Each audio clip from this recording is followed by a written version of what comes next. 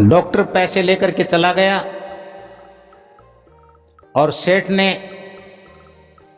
अपने बेटे से कहा कि बेटा, अब मेरे पास कुछ नहीं बचा है,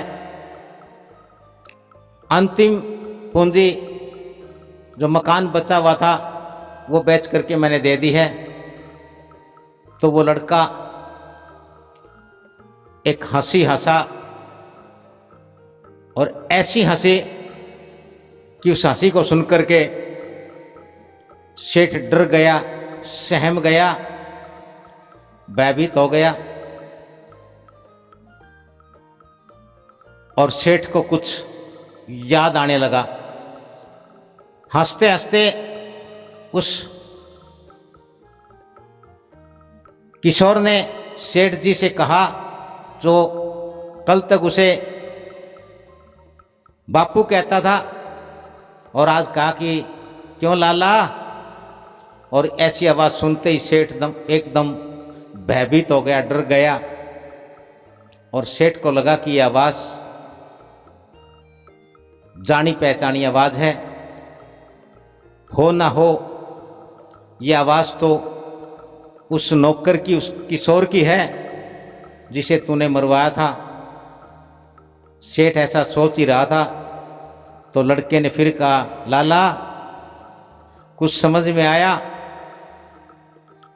और सेठ जी के हाथ पांव फूल गए। सेठ जी रोते रोते, गिड़गिड़ाते हुए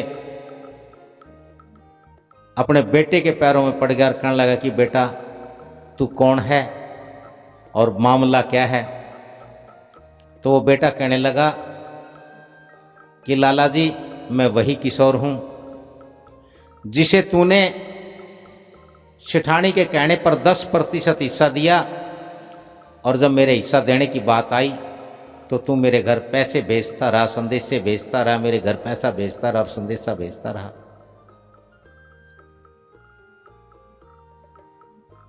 आज तेरा मेरा हिसाब बराबर हुआ।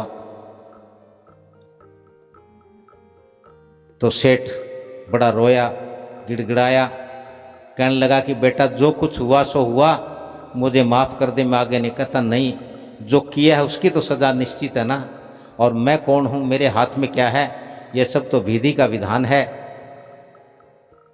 तो सेठ ने शिठानी को बुलाया और उस बहू को बुलाया, वो दोनों आ गए।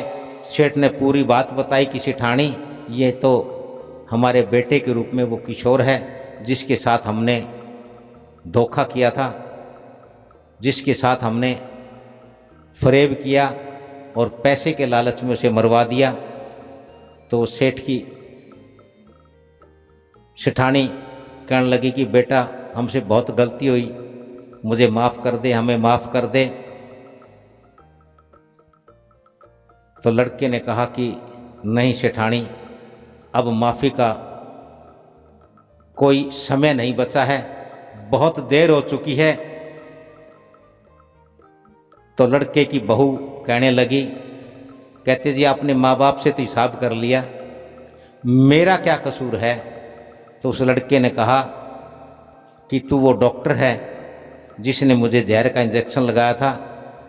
और फिर उस घटना पर जोर दिया तो पता चला कि जिस डॉक्टर ने किशोर को जहर का इंजेक्शन लगाया था, जिससे किशोर की मृत्यु हुई थी, इंजेक्शन लगाने के कुछ दिन बाद उस डॉक्टर की भी मृत्यु हो गई थी और उसका जन्म उस लड़की के, उस कन्या के रूप में हुआ और किशोर का रूप सेठ के बेटे के रूप में हुआ।